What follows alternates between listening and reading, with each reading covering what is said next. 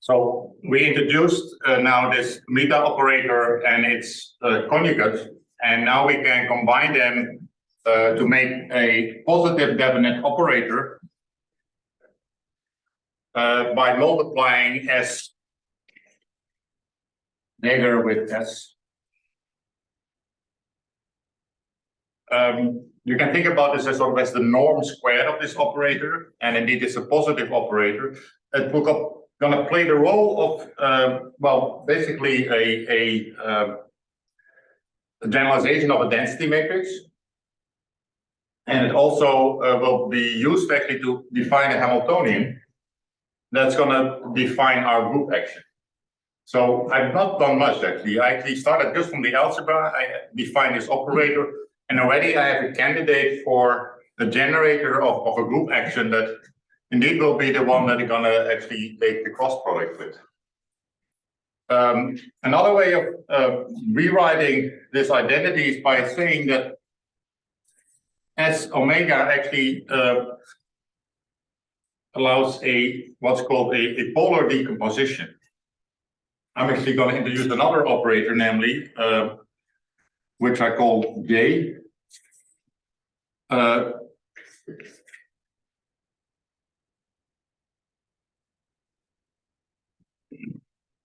By writing S in this way. So you can think about this as sort of what defines the norm squared. So here I wrote the square root of that. And then there's an operator here, which I call J, which is also anti-unitary. It squares also to 1. Because another way of writing this same decomposition, actually, there's an identity that tells you that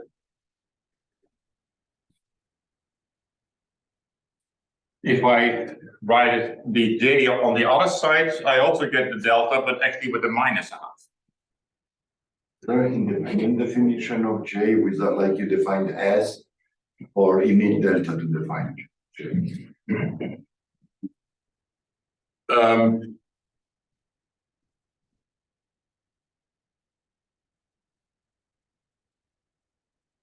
I don't know. I mean, there are some properties I can mention, but I don't know whether those properties are sufficient to.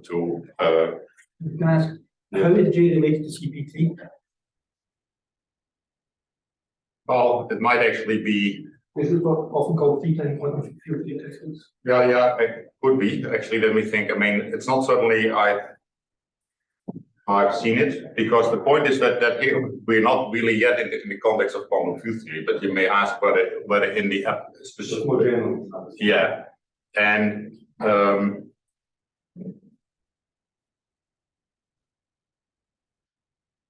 you're right that J will have the property that it exchanges A with its A prime, so it goes from one side of the, say, the causal diamond to the other one. Let me actually write down. We agreed that S was something like time reverse. So I completely agree with Brian that there has to be everything, not only time reversal. There has to be parity, conjugation, all should show up somehow. If S is time reversal and we are relativistic, then there are others.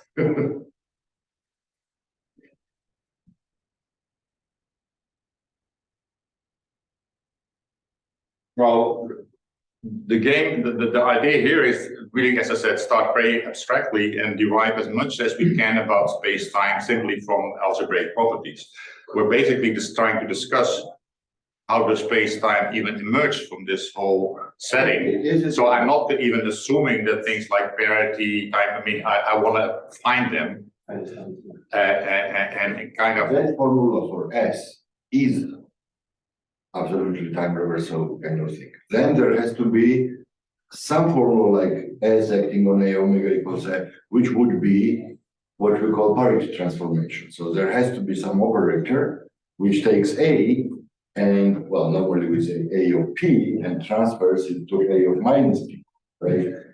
So there has to be this type of thing. That's, I'm just. Yeah, I see what you're saying, but I don't know, I didn't talk about time yet, although there is something, well, the time is gonna be introduced now, and there will be something being reversed.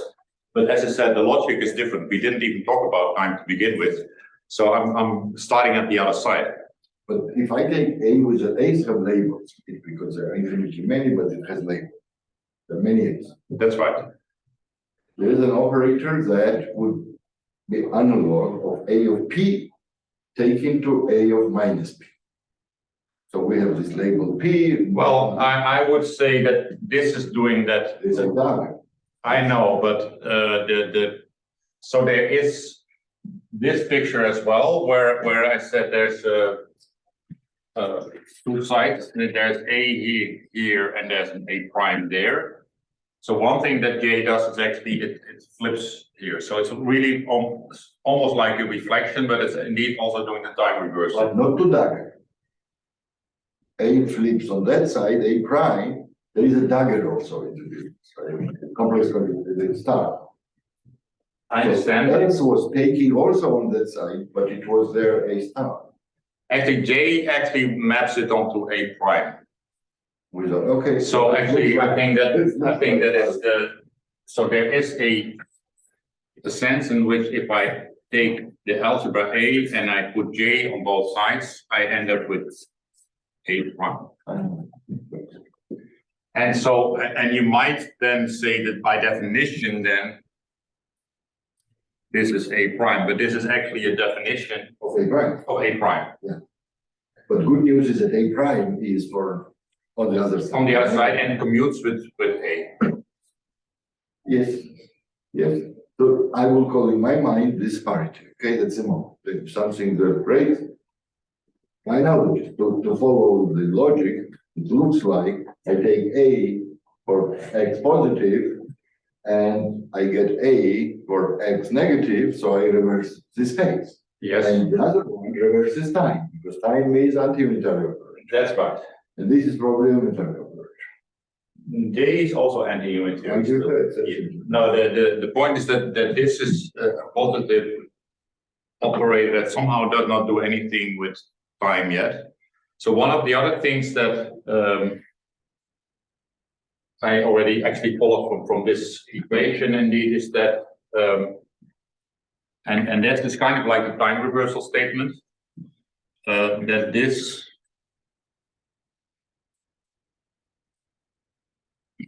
and one way I'm gonna think about this namely is that intuitively we have to think about delta as describing the exponential of an operator. Evolution operator. An evolution operator. So I'm gonna define the modular flow. Actually, it's called a modular operator, and then there's something called modular flow, which is namely let me first define modular flow as acting with this operator. So I can also have the modular flow acting on the algebra by taking an element and then acting with the inverse on this side. So this guy is unitary, right? The delta. Yeah, it's positive operator with real eigenvalues, and therefore if you put the I here, this would be a unitary operator. And so this again, and that this is the statement, this is again in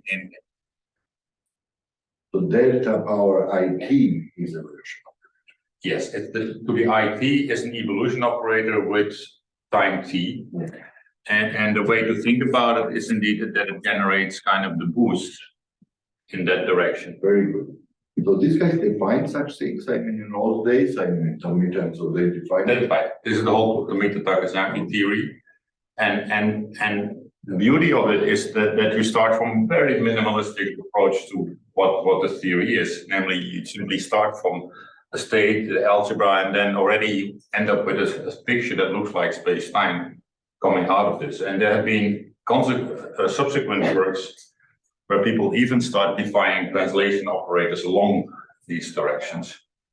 And so the question about what is the Hamiltonian, for instance, the Hamiltonian that would normally just shift you upwards, that has even kind of been answered in the string So one of the things that has happened now is that we have found a generator, and that generator actually does something on A, but it also, of course, acts on A prime. So the same statement is true if I put a prime there. Well, I think I mean, this guy satisfies the kernel language. What do you mean? Delta power IT satisfies the kernel language. E over dt of z will be log of whatever times itself. Yes, so there is a Hamiltonian. So if you differentiate, yeah, so there isn't, you can define something like the log of delta omega, and this you can think about it as some h. And the equation is d over dt of delta power IT is h times delta power IT. Yeah, so you can write it like that. But this H is also not in A, not in A prime. It's in both. So in a sense, it acts. Well, you're right. It's not an A or prime, but it acts on both. And this is where indeed. Well, there is actually now a group action on A, and there's a group action on A prime. And what I'm going to do indeed is now think about that group which I introduced there as the group that's being generated here. It's an abelian group, and it's just parameterized by the real line, and you can think about it as time translations on this side. So in a sense, Erik, all this is like set up follows. There is some space, Hilbert space, whatever, and we consider some paths in the Hilbert parameterized by t or whatever, but we're sitting in a Hilbert space, which is in later on probably will assume that always is same when we move in time. So this is same Hilbert space always. Yes, indeed, because one thing that I told you is that this is true, but another thing that is true is that if I act with delta omega on the state omega, actually will be omega as well. The way I asked this question was that I thought in black hole region the trick was at some moment in discussion, Hilbert space in minus time infinity and plus time are not the same. Are not the same. So, but in this setup, it will. This actually, it basically tells you that when you are in this situation, you're almost in equilibrium for this evolution, in the sense that your state is already static. And in a certain way, this looks like a thermal state. And there's even something like the KMS condition that you can write down. You can even prove this quite clearly. Quite simply is that that if I have the state omega, I define the state A and put delta here.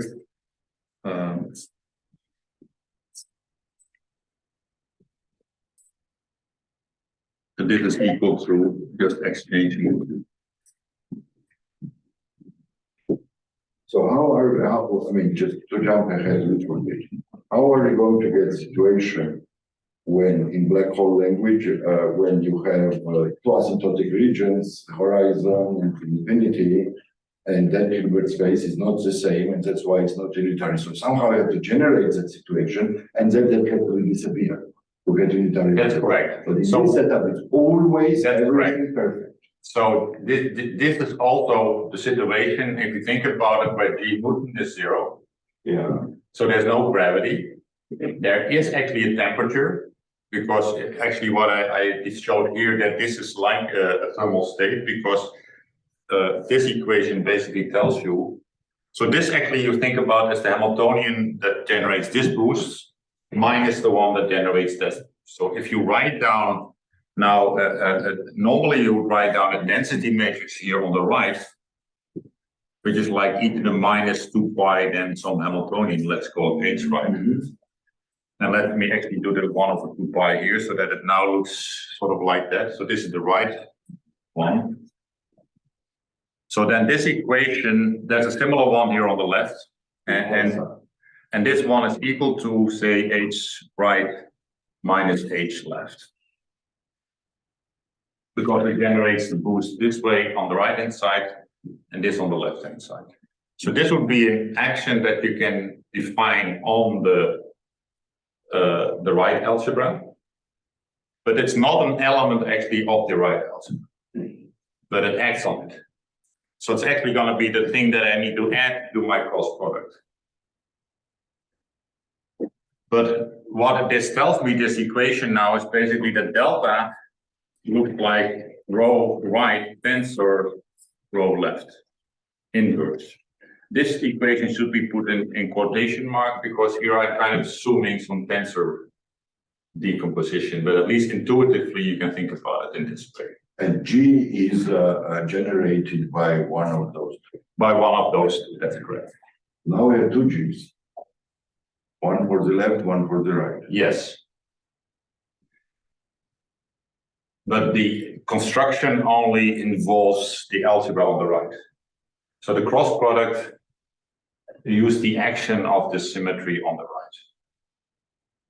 And the statement is going to be that if I take that cross product, then suddenly I'm no longer in type 3 context, I'm going to be in type 2.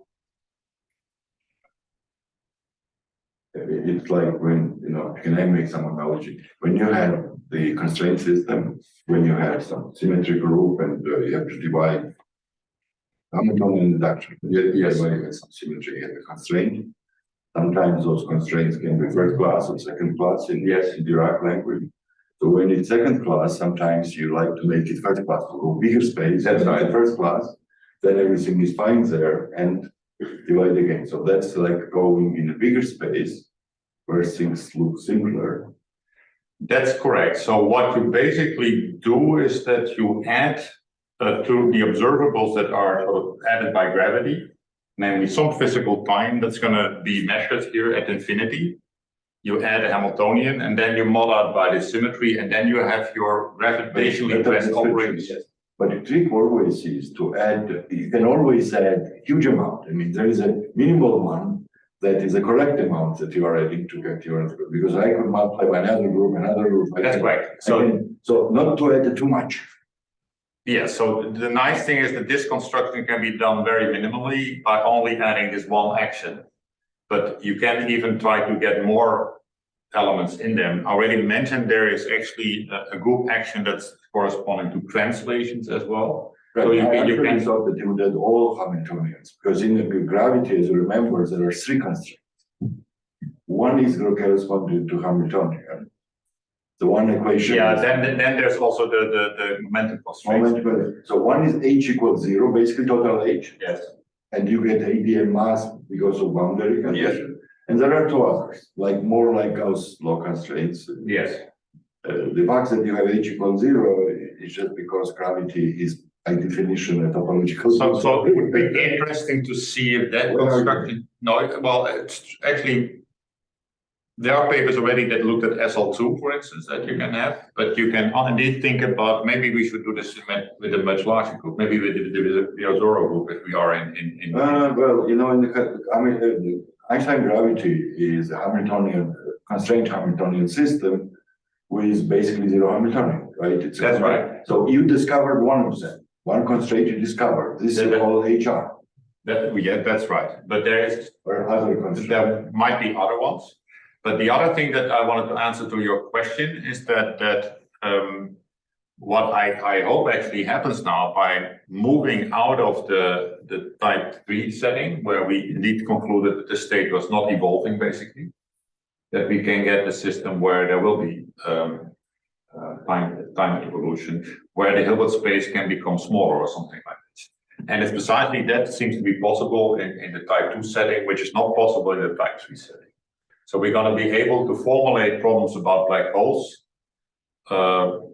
in type 2, which by this dressing kind of mechanism that we would not be able to do without that.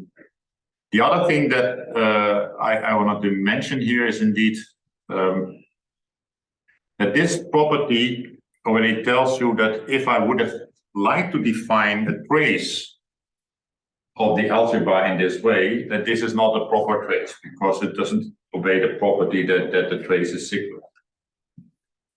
But by adding this element to the group by taking this cross product, I can basically undo the fact that I have this thing inserted in here.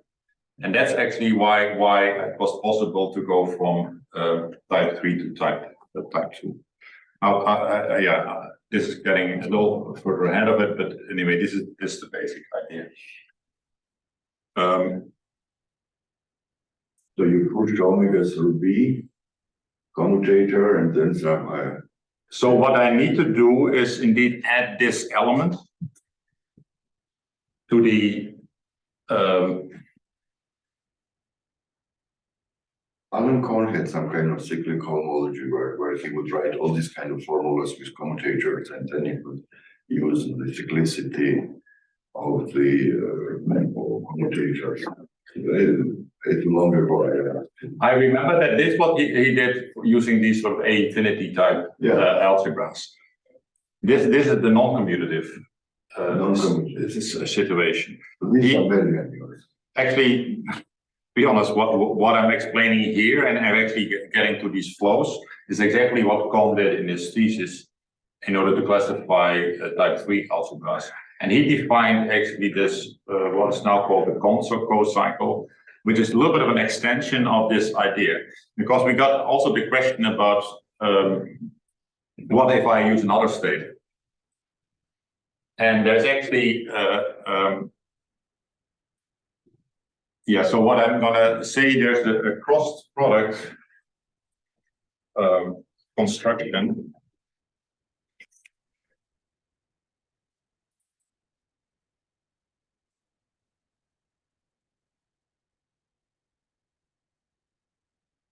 Which we denote as follows. So we have the algebra A, and then I take a cross product with the group, which is basically the group generated by these translations. So I say here there's an action on so RT acts on the algebra A, basically by sending A indeed to what I just wrote down there. I would call the other one A in parenthesis T. That thing is equal A of T. And there is a one parameter family passes. That's fine. Let's call it A of T and then. Well, I still wanted to make clear there was an omega here. Oh, A omega T. So there's some way that omega is in here. So what Kohn was interested in was also then say, well, how does this depend on omega? And he basically can show that if you take another state, that there is a unitary map, a canonical unitary map that makes one algebra sort of equivalent to the other one. So he basically proved that this is independent of that state. Take the derivative of A of T, the right Hamiltonian equation, because now A of T is time dependent like usual. Now we put the operators. And then it proves that going from omega to prime is a canonical transformation in Hamiltonian language. Yes, but I mean, we're not in the framework of Hamilton Jacobi. No, it looks all formulas because of Heisenberg. That's the Heisenberg formula, right? A of T is related to A by Heisenberg conjugation. Yes. And then kind of we're in a setup, operator language setup of Hamiltonian approach. The Heisenberg Hamilton are the same. They actually start with the same letter, H. Well, I think you're right, but okay, so what he did actually was quite a beautiful construction, which also actually goes to the point of trying to define something like entropies and so on. I actually wrote this operator here, and I told you that it's actually equal to a tensor product of the right and the left density matrix. Actually tells you already that if indeed if I act with this operator on the state omega, actually I get 0. Because what it actually tells you is that if I would take this expression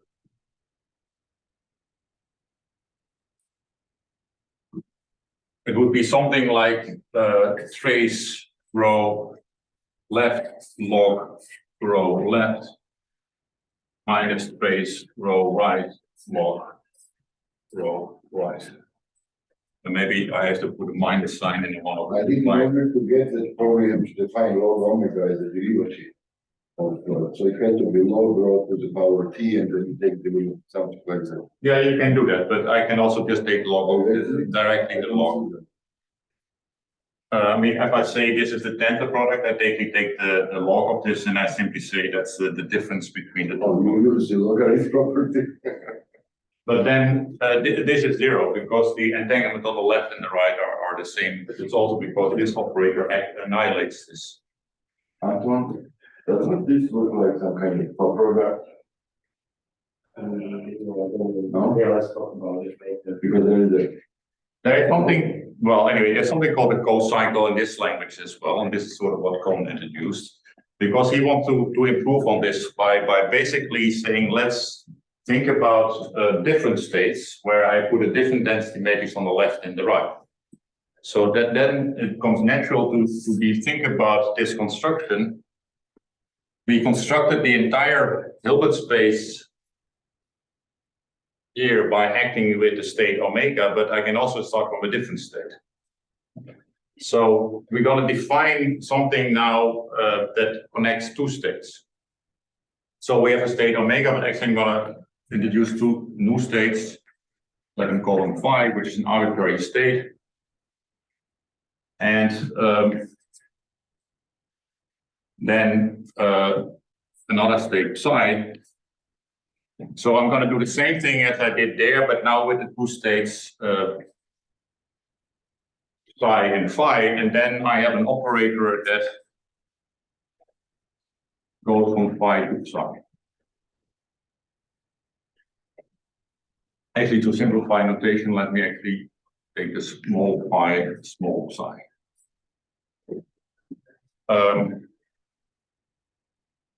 So I could have taken one of the states to be omega, but actually I want to do this for many states because this can be done well, sequentially. S of omega was better because in S of omega case psi equals phi. So this is a map, right? They're not equal, right? And there's a map from here to here. Yeah, so there is no equality. So, I'm sorry, when I act with this, so maybe I should say, with this on this one, I get that. Yeah, so then I would raise the equality sign between them. Oh, okay, I understand. So S of that guy is equal to the other guy. That's right. Okay. And then I can also introduce a relative modular operator, which is S dagger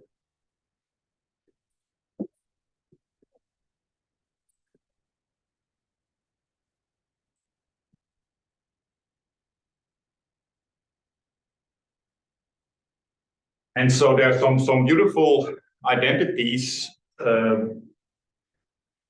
because now I can actually also define a relative modular flow. And this one, so this one you should think about sort of roughly as rho of phi, rho of psi inverse. So now I've done something that I now have a different state on the right compared to on the left. This is not clear why it factorizes. They're actually quotation. No, but this I shouldn't have put in quotation. You can think about it that way. There is a good definition of that without quotation. Well, what I'm going to show to you is that it looks like operates like this, and by the following, this is going to help you understand the following step. Here I wrote delta in this way. So this I would then call, let me call it for phi. So this would be on the left, say, and this is the thing on the right. But then what I'm gonna do is actually combine the two. So Cohn introduced an operator, ut phi psi, which if I hope I'm gonna write all the, I think I want to write it like this actually. This is IT, and then I do delta psi the minus IT, and maybe I should have written then upside here, then it's a little clearer.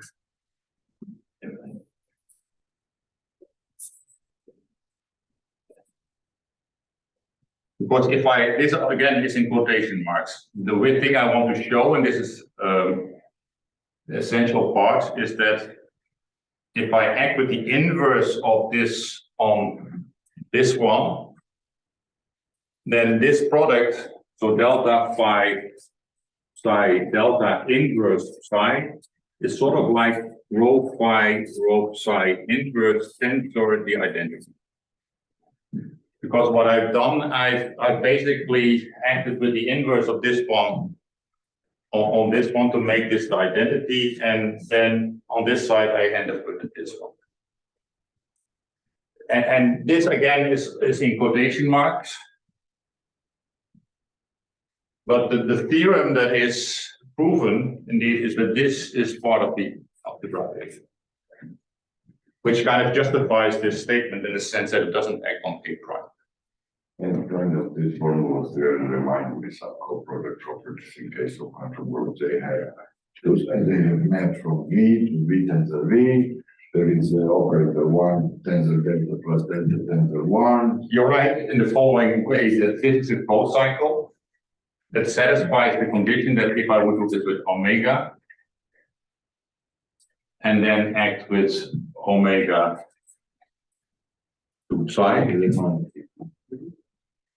then it is equal. 1 tensor is this guy reminds video copper. So this is identity that goes. That's property of evolution. Well, it's indeed sort of like you can compose, you can go from phi to omega, you can have an omega to psi. Evolution operator labeled by states. So That's right, but then you can, but it's a relative one, so you can, this relative ones can be composed with each other, and that's how this sort of propagates. And there's also a notation that I should. Why are you saying it's a cocycle property? It's a cocycle. It's a composition. It's a composition kind of. Causality. We call it causality. Normal. Causality. Anyway, this is called the control cycle.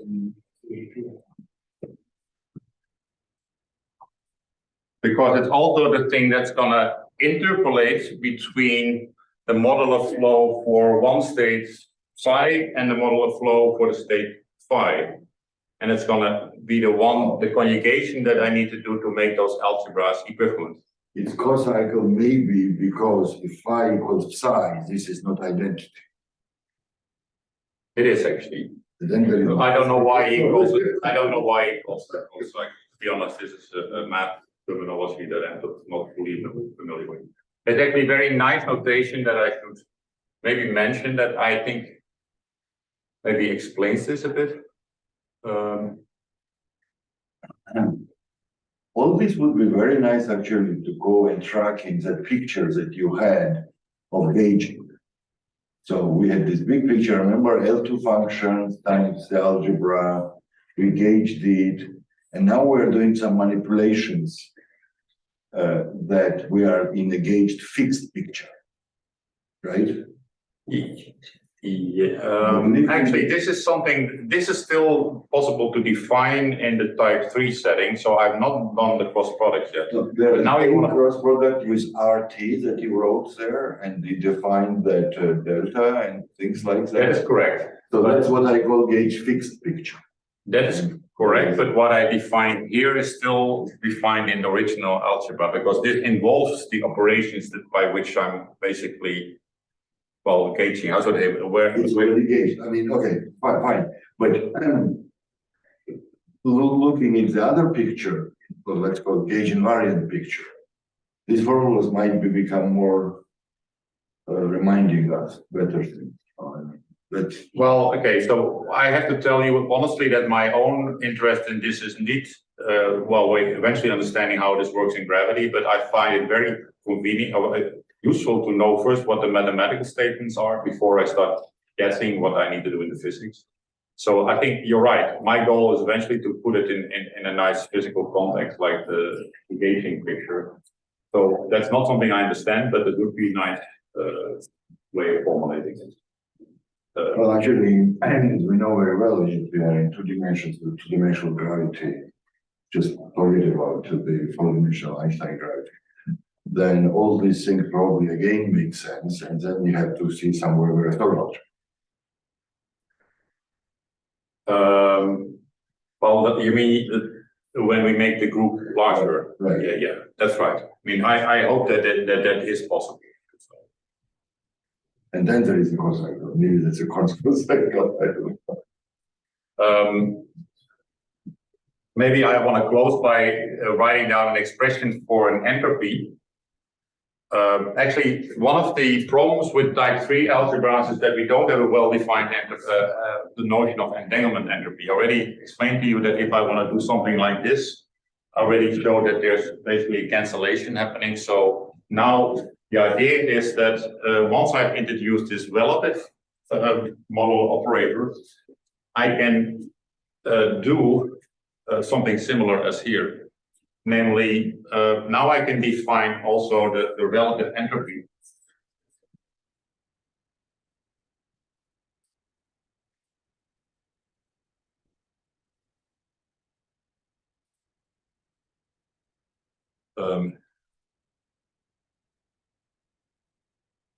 Yeah, let me actually do it for two states.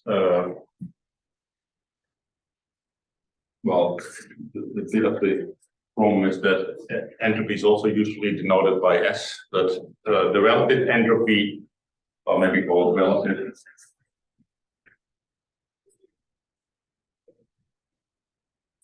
Now I always forget which one I have to write first.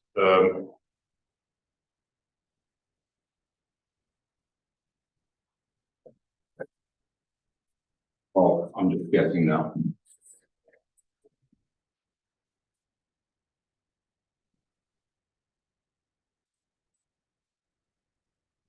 It's something like this, where I take actually the log of this operator.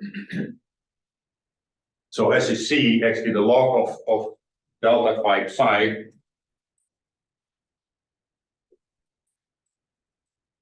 is log of rho phi minus the log of rho psi.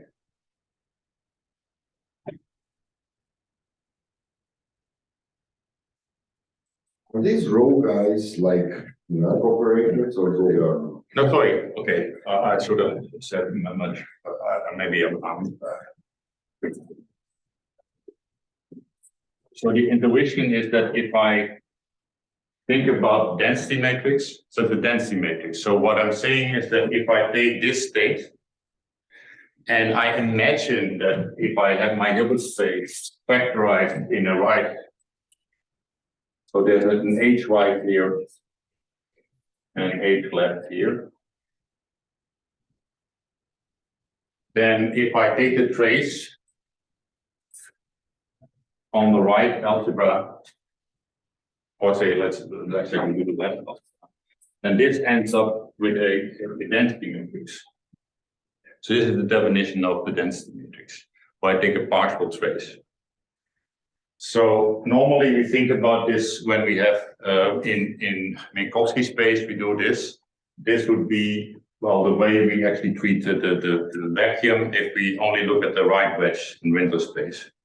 We trace over the left part.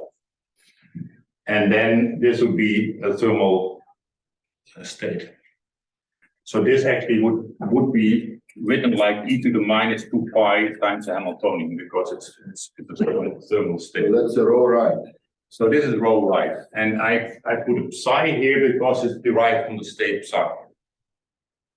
If I would have a different state here, I would have a different density matrix. So this rho phi is the one where I would write the phi state here. So here I have in this relative operator here, the relative model operator, I actually have a difference between the entanglement that's contained in the state phi minus the one in the state, or the density matrix, I should say, in the state phi. We also call this thing actually before 2 pi times the Hamiltonian. So this is also why it's sort of a relative operator, because you basically subtract the Hamiltonian for phi minus the 1 over some. And this is the thing that is well defined and actually measures the relative entropy of the state psi with respect to the state phi. For instance, if I would take phi and psi to be the same, this would be 0. I already showed that. So this is why in type 3 algebras we can define relative entropies, but we cannot define actual entropies. But this would be the definition of the entropy. Why is this sort of a naive expression? Because here, in order to sort of define my density matrix and so on, I have to assume this factorization between left and right, which is something that I don't know whether that is possible. And actually this way of writing it, actually I never have to take a trace over either side of the horizon. So I'm not talking about factorization of Hilbert spaces, I'm basically avoiding that. But then I can still define this relative entropy. This, by the way, was introduced by Araki, also actually early 70s, I think already. But it's a precise notion of entropy that we can use in type 3 algebras. But it's, as I said, not an actual entropy, it's a relative entropy between. So in this formula, actually, we are not even imagining anything like left, right, or something. We have A and A prime. Psi is a common state for both of them. That's right. In that setup, we do, but that's just the way to think about it, you are saying. That's just the way to think about it.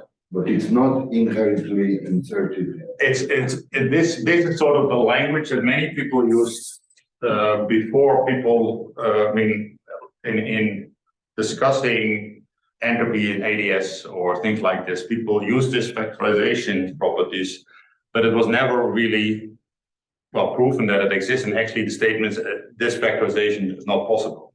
If you think about the bulk space-time, well, it's a quantum field theory.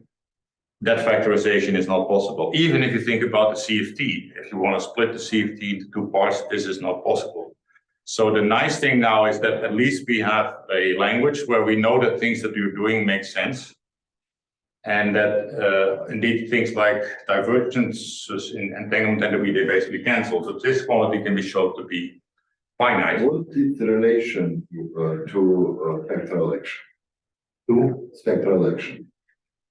So the spectral action uses this Dirac operator that's being added here. This Dirac operator is not squaring to delta? No, delta is not a Laplacian or anything of that sort. Delta is actually, well, but you should think about it more in the, that's why I wrote these formulas, more as something, an analog of the density matrix. Yeah, logarithm of delta is like Hamilton. It's like an analog. And it's square root of delta maybe is actually. So you have to ask Tom, of course, because this language, what I discussed here, is purely in the language of these polynomial algebras, and what he did is extended that into the framework of non-commutative geometry, and there he had to introduce the additional introduction of this Dirac operator. You would agree that his goal was the same as your goal is today. I have to admit that one of the things that I like about this spectral triple kind of thing is that I see even connections with string theory and so on and so on. But the language that is being introduced now here actually doesn't even make that connection with string theory and so on. Maybe we have to extend it by introducing this additional spectral triple. But given the time, actually, what I think I want to just finish by indeed making the summarizing what I just said is that one small question about the relative entropy. Do I remember correctly that it satisfies some inequalities? Yeah, there's some way that it's always positive in the sense that if I actually, well, the way I understand it is again by writing this formula. And then you can actually see that there's some way that it's like the trace row phi log. What do I make this correct? Log rho psi minus space rho phi log rho phi. This we can think about as some kind of Hamiltonian. And this is indeed, this would be a normal entanglement, a normal entropy. Yeah. And so there's some way in which it's a combination of an energy minus a entropy group. And that is like a free energy. And just like free energy satisfies certain positivity conditions, this actually does the same way. And there's some way you can prove indeed that if you change the state, you will always create a positive relative entropy. So there are inequalities for this thing. The thing that happens when you add the cross products, I mean, you basically add this Hamiltonian to this picture as an independent operator. We discussed that this is not that the log of this thing is not an operator in the algebra, but by adding it to the algebra, I can actually remove this term, and then you are left with a well-defined entropy in that story. But actually, given the time, I don't want to enter into that. I will actually summarize this again next Tuesday, and then go more into discussion about what the black hole applications will be. Right? Sure.